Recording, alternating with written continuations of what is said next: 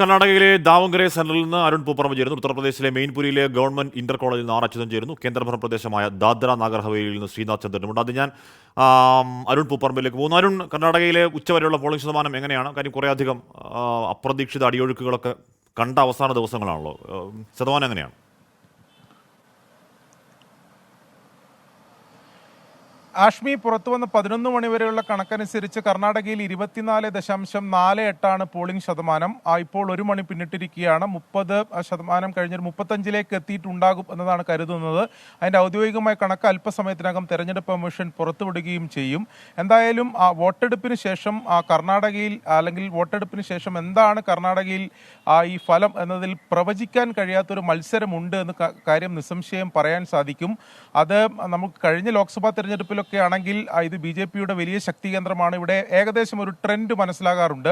എന്നാൽ ഈ 14 മണ്ഡലങ്ങളിലും ഈ തവണ കാര്യമായ അടിയൊഴുക്കുകൾ ഉണ്ടായിട്ടുണ്ട്. അവസാന ഘട്ടത്തിൽ ചില മാറ്റങ്ങൾ, ചില അടിയൊഴുക്കുകൾ ഉണ്ടായിട്ടുണ്ട് എന്ന് തന്നെയാണ് പൊതുവെ വിലയിരുത്തപ്പെടുന്നത്. അതുകൊണ്ട് തന്നെ ഈ മണ്ഡലങ്ങളിലെല്ലാം പ്രവചനാതീതമായിട്ടുള്ളൊരു മത്സരമുണ്ട് എന്നതാണ്. BJP ക്യാമ്പ് അല്പം ആശങ്കയിൽ തന്നെയാണ് ഈ ഘട്ടത്തിൽ ഉള്ളത് എന്ന് നമുക്ക് പറയാൻ സാധിക്കും. അവരുടെ നേതാക്കളൊക്കെ വലിയ ആത്മവിശ്വാസം പ്രകടിപ്പിക്കുന്നുണ്ട്. വോട്ട് ചെയ്തതിനു ശേഷം വലിയ ആത്മവിശ്വാസം അവർ പ്രകടിപ്പിക്കുന്നുണ്ട്. ഇവിടെ അത്തരത്തിലുള്ള മാറ്റം ഉണ്ടാവില്ല, കഴിഞ്ഞ തവണത്തെ പോലെ ഒരു ക്ലീൻ സ്വീപ്പ് ഉണ്ടാകുമെന്ന ആത്മവിശ്വാസം പ്രകടിപ്പിക്കുന്നുണ്ട്. എങ്കിൽ ഗ്രൗണ്ടിൽ അതല്ല സാഹചര്യം. അവസാന ഘട്ടത്തിൽ വന്ന JDS നേതാക്കൾക്കെതിരെയുള്ള ലൈംഗികാതിക്രമ കേസുകൾ ഉൾപ്പെടെയുള്ള മാറി വന്ന രാഷ്ട്രീയ സാഹചര്യം ഈ 14 മണ്ഡലങ്ങളിൽ 3-ാം ഘട്ടത്തിൽ കൃത്യമായി സ്വാധീനിച്ചിട്ടുണ്ട് എന്ന് തന്നെയാണ് ഗ്രൗണ്ടിൽ നിന്ന് ലഭിക്കുന്ന വിവരം. പ്രജ്വൽ രേവണ്ണയ്ക്കെതിരെ ഉയർന്ന ആരോപണം അത്രത്തോളം ഗുരുതര ആരോപണമാണ്. അതേത് രീതിയിൽ NDA സഖ്യത്തെ അവിടെ ബാധിക്കുമെന്നത് കാത്തിരുന്ന് കാണാം. ബാധിക്കില്ല എന്ന് BJP പ്രതീക്ഷ പുലർത്തുന്നതിൽ പ്രതിപക്ഷം പറയുന്നത് ബാധിക്കുമെന്നാണ്. ഓക്കെ, നോക്കാം നമുക്ക്. എന്തായാലും ദാദ്ര നാഗർ ഹവേലിയിൽ നിന്ന് ശ്രീനാഥ് ചന്ദ്രൻ കൂടി ചേരുന്നു. ശ്രീനാഥ്, ദാദ്രയിലെ ചൂട് എങ്ങനെയാണ്? ശതമാനം എങ്ങനെയാണ്? നല്ല ചൂടാണ് കാശ്മീർ. ദാദ്രയിലെ സിൽവാസയിലുള്ള ഒരു സ്കൂളിലാണ് ഞാനിപ്പോൾ ഉള്ളത്. രാവിലെ കണ്ട കാഴ്ചകളൊന്നുമല്ല. ഇപ്പോൾ തിരക്ക് വളരെ കുറവാണ്. പക്ഷേ എന്നാൽ പോലും ഭേദമാണ്. കാരണം ഞാൻ മഹാരാഷ്ട്രയിലെ തെരഞ്ഞെടുപ്പ് റിപ്പോർട്ട് ചെയ്തതാണ്. ആദ്യ 2 ഘട്ടത്തിലും ഞാൻ മഹാരാഷ്ട്രയിലെ പോളിംഗ് ബൂത്തിലായിരുന്നു. അവിടെ കണ്ട കാഴ്ചകളിൽ നിന്നൊക്കെ വ്യത്യസ്തമാണ്. എല്ലായ്പ്പോഴും 75% മുകളിൽ പോളിംഗ് ഇവിടെ നടക്കാറുമുണ്ട്. അതായത് നല്ല രീതിയിൽ ആളുകൾ വോട്ട് ചെയ്യാൻ വേണ്ടി എത്തുന്ന സ്ഥലമാണ്. കുറച്ച് മലയാളി വോട്ടർമാരുണ്ട്. SV നായർ ഇവിടുത്തെ മലയാളി കൂട്ടായ്മയുടെ നേതൃത്വത്തിൽ പ്രധാന സ്ഥാനത്തുള്ള ആളാണ്. എങ്ങനെയുണ്ട്?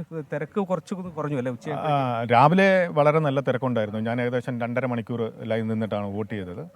താരതമ്യേന ഇപ്പോൾ ഒന്ന് കുറഞ്ഞിട്ടുണ്ട്. എനിക്ക് തോന്നുന്നു ഒരു 3-3:30 4 മണിയാകുമ്പോഴത്തേക്ക് നല്ലവണ്ണം ആൾക്കാർ എത്താൻ തുടങ്ങും. മലയാളികളുണ്ടാവും വോട്ട് ചെയ്യാൻ വേണ്ടി. ഇവിടെ ഏകദേശം 5000-ന് മേളിൽ ഉണ്ട്. 2.5 ലക്ഷം വോട്ട് മാത്രമേ ഉള്ളൂ ഇവിടെ. അപ്പോൾ 5000-ന് മേൽ മലയാളികളുണ്ട്. അവരുടെ വോട്ട് വിനിയോഗിക്കാറുണ്ട്. നേരത്തെ തന്നെ വന്ന് വോട്ട് ചെയ്യും. പിന്നെ ഫാക്ടറിയിലുമൊക്കെ ജോലിയുള്ള ആൾക്കാരാണെന്നുണ്ടെങ്കിൽ അവർ ടൈം എടുത്തിട്ട് വന്നിട്ട് അവരെ സംവിധാനം വിനിയോഗിക്കും.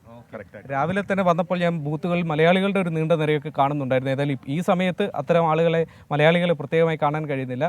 ഗുജറാത്തിൽ പ്രമുഖരായ ആളുകളൊക്കെ തന്നെ വോട്ട് രേഖപ്പെടുത്തി കഴിഞ്ഞു. അമിത്ഷായും നരേന്ദ്രമോദി അടക്കമുള്ളവർ വോട്ട് രേഖപ്പെടുത്തി കഴിഞ്ഞു. മഹാരാഷ്ട്രയിൽ ഭേദപ്പെട്ട ഒരു പോളിംഗ് ആദ്യ മിനിറ്റുകളിലുണ്ടായി, ആദ്യ മണിക്കൂറുകൾ ഉണ്ടായി എന്നതാണ് മനസ്സിലാക്കുന്നത്. ഔദ്യോഗിക കണക്കിനെ കാത്തിരിക്കുന്നു. ഹാഷ്മി. യെസ്, മെയിൻപുരിയിൽ നിന്ന് ചേരുന്നത് അച്യുതൻ. അച്യുതൻ, രാവിലെ മോർണിംഗ് ഷോയ്ക്ക് ചോദിച്ചായിരുന്നു അച്യുതൻ നിൽക്കുന്ന ബൂത്തിലേക്ക് ഡിംപിൾ വരുമെന്ന്. ഡിംപിൾ വന്നു അല്ലേ?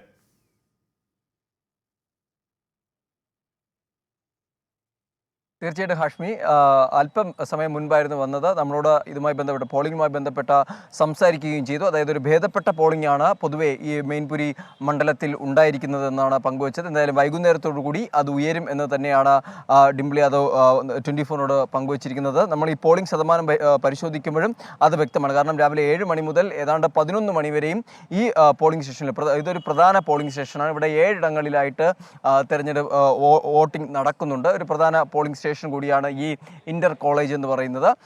രാവിലെ മുതൽ ഏതാണ്ട് 11 മണി വരെ ഒരു തിരക്ക് അനുഭവപ്പെട്ടിരുന്നു. ഇപ്പോൾ ഒരു ഉച്ച സമയമായതുകൊണ്ട് തന്നെ തിരക്ക് അത് കുറഞ്ഞിട്ടുണ്ട്. എന്നാലും വൈകുന്നേരത്തോടു കൂടി അത് വീണ്ടും കൂടുമെന്ന് തന്നെയാണ് പ്രതീക്ഷിക്കുന്നത്. നിലവിൽ മെയിൻപുരിയിൽ 25.13% ഇതുവരെ രേഖപ്പെടുത്തിയിരിക്കുന്ന വോട്ടിംഗ് പെർസെൻറ്റേജ് എന്നുള്ളത്. ഉത്തർപ്രദേശിൽ ആകെ 26.12%. നമുക്ക് എന്തായാലും പോളിംഗ് സംബന്ധിച്ചുള്ള കാര്യങ്ങൾ ചോദിച്ചു നോക്കാം. ഭയ്യ, ഇതർ പോളിംഗ് കൈസേ ചൽ रहा है? बढ़िया चल रही है पोलिंग, काफ़ी अच्छे % मतलब हो चुकी है वोटिंग। 33-34% के समथिंग हो चुकी है अभी। शाम से वो ज़्यादा हो जाएगा? हाँ, शाम तक मतलब यहाँ के हाईएस्ट जो रहा है 39-40 के समथिंग में रहा है, तो वही होगा। വൈകുന്നേരത്തോടുകൂടി പോളിംഗ് ശതമാനം വീണ്ടും ഉയരും എന്ന് തന്നെയാണ് ഹാഷ്മി ഇവിടെ ഉള്ളവരും നമ്മളോട് പങ്കുവയ്ക്കുന്നത്. എന്തായാലും ഈ പ്രധാനമായും ഡിംപിൾ യാദവും അതുപോലെ തന്നെ ജയ്ബീർ സിംഗും ഏറ്റുമുട്ടുന്ന മണ്ഡലമാണ്. ഇന്ത്യ മുന്നണി വിജയപ്രതീക്ഷ കൂടി വയ്ക്കുന്ന ഒരു മണ്ഡലം കൂടിയാണ് മെയിൻപുരി. ഹാഷ്മി. ഓക്കെ, ആർ അച്യുതനാണ് മെയിൻപുരിയിൽ നിന്നും വാർത്തയുടെ വിശദാംശങ്ങൾ നൽകിയത്. എന്ന് പറഞ്ഞാൽ എല്ലായിടത്തും ഒരേ പാറ്റാണെന്ന് തോന്നുന്നു. ഉച്ചയോടുകൂടി ആളുകൾ ബൂത്തുകളിൽ കുറയുകയും ഉച്ച കഴിഞ്ഞ് വെയിലൊന്ന് ആറിത്തിറങ്ങുമ്പോൾ പിന്നെയും എത്തുകയും ചെയ്യുന്ന കേരളത്തിൽ കണ്ട ഏതാണ്ട് അതേ പ്രതിഭാസം ഒട്ടുമിക്ക എല്ലാ സ്ഥലങ്ങളിലും ഉണ്ട്. പക്ഷേ പോളിംഗ് ശതമാനം ഉയരുമോ എന്നത് ഈ ഘട്ടത്തിൽ അതിപ്രധാനമാണ്. നമുക്ക് വൈകിട്ട് വരെ കാത്തിരിക്കാൻ ചെയ്യാം.